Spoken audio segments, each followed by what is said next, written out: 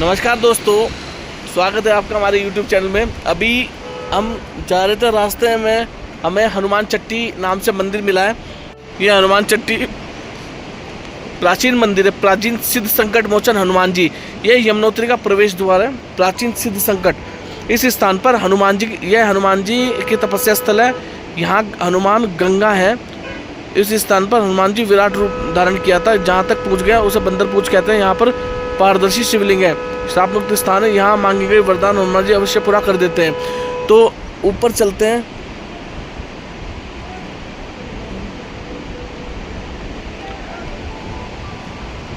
ये ऊपर हनुमान जी का नाम लेके और ये मंदिर की सीढ़ियाँ जा रही हैं।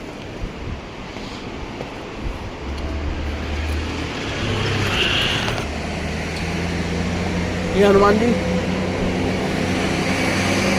मंदिर जाने का ये सीढ़ियों का मार्ग है। और ये सामने से यमुना जी बह रही हैं, आप देख सकते हैं। सामने से यमुना जी बह रही है। और जय श्री राम का नाम लेके ऊपर मंदिर में एक एक सीढ़ी चढ़ के जा रहे हैं। जय श्री राम, जय श्री राम, जय श्री राम, जय श्री राम, जय श्री राम।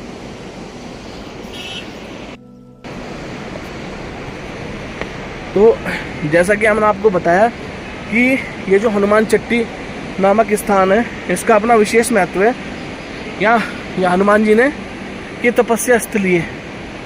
हनुमान जी ने तपस्या की थी और हनुमान जी गंगा के रूप में विद्यमान है। जय श्री राम।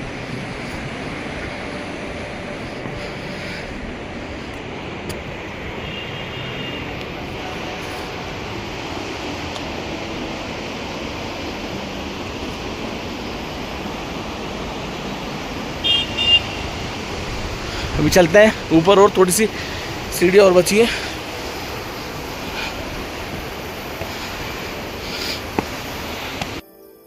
और हनुमान जी के मंदिर में हम पहुंच गए। जय श्री राम। और नील महाराज जी, एक सुनो महाराज जी, थोड़ा सा आप मंदिर के बारे में बताने की कृपा करें। नल और नील विश्वकर्मा के पुत्र थे। वो ऋषि के आश्रम पर चित्रकूट में पहुंचे।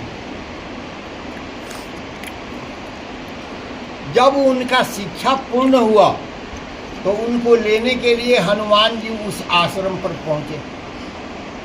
जब हनुमान जी उस आश्रम पर पहुंचे, संयोग बस ऋषि स्नान करने के लिए गंगा जी में गए हुए थे।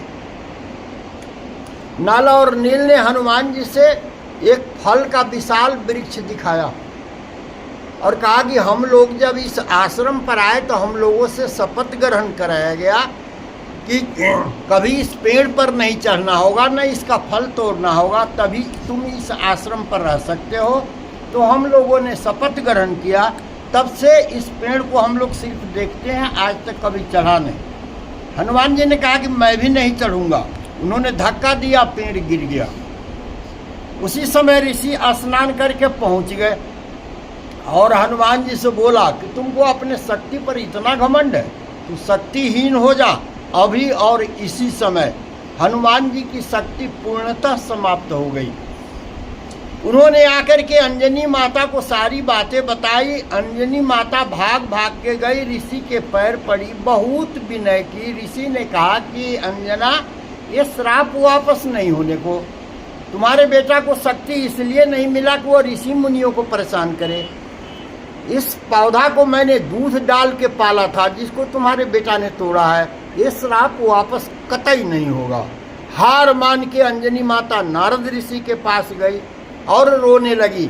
नारद ऋषि ने कहा कि अंजना, तू रो मत। जब मैंने विष्णु को श्राप दिया था तो अपने श्राप से मुक्त होने के लिए उस स्थान पर गया था जो श्राप मुक्त स्थान है।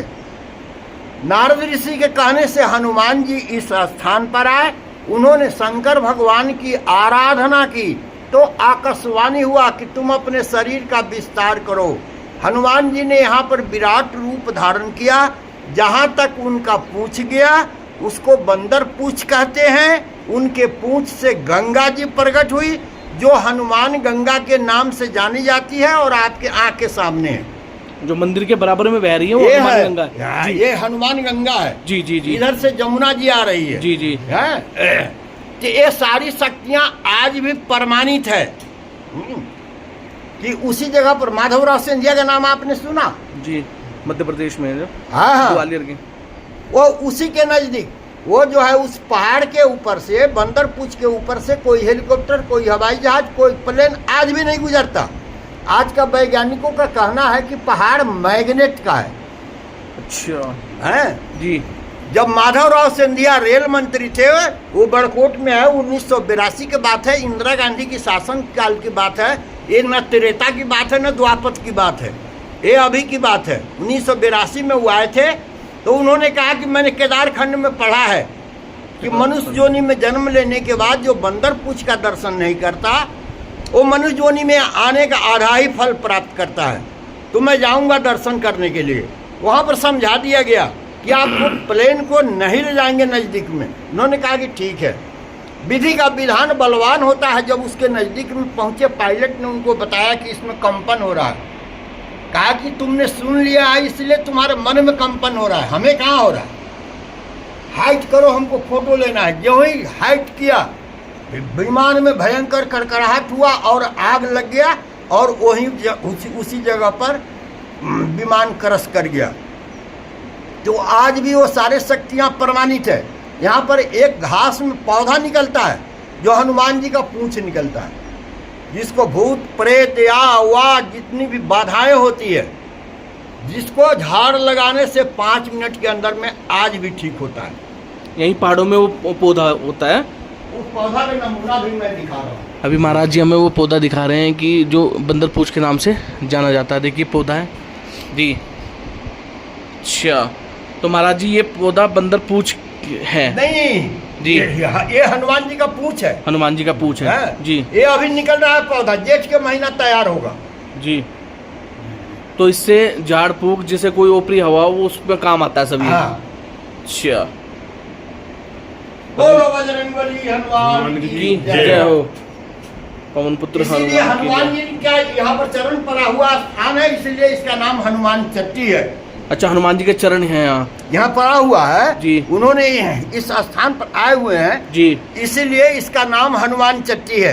अच्छा, जैसे यमराज ने तपस्या किया था यमुनोत्री में, तो उसका नाम से यमुनोत्री बना हुआ है। राजा भागीरथी ने तपस्या किया, जो गंगोत्री बना हुआ है।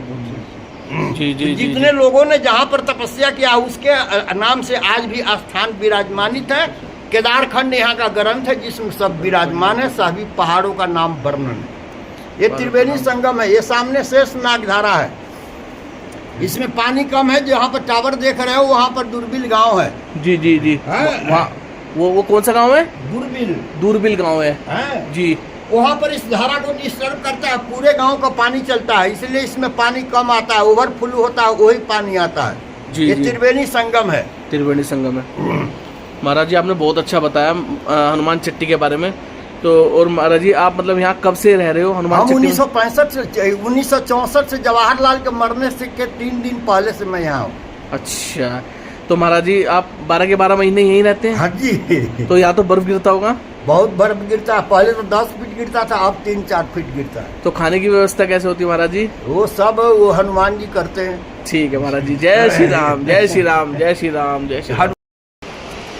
अभी आपने देखा कि जो महाराज जी हैं, जो हनुमान चट्टी में महाराज जी हैं, 1964-65 से यहाँ भगवान हनुमान जी की सेवा में लगे हुए हैं। और आपने देखा कि उन्होंने कितने अच्छे तरीके से हनुमान जी के बारे में बताया और इस स्थान के बारे में बताया। तो ये स्थान जो है बहुत ही पौराणिक स्थान है। और आपको हम दिखाएं कि बराबर में ये जो है, ये हनुमान गंगा जा रही है। हनुमान गंगा जा रही है, जो कि यहाँ यमुना जी में मिल जाती है। तो ये स्थान बड़ा ही पौराणिक स्थान है। हनुमान जी ने यहाँ तपस्या की थी और अपना विराट रूप हासिल किया था। तो आप देख सकते कितना शांत स्थान है। और जो भी हनुमान जी के भक्त हैं, कृपया एक बार यहाँ जरूर आएँ और हनुमान जी के सामने माथा टेक कर अपनी सारी मनोकामनाएं पूर्ण करें। इसी तरह की खबरों को देखने के लिए आप देखते रहें आदि न्यूज़। धन्यवाद। जय श्री राम।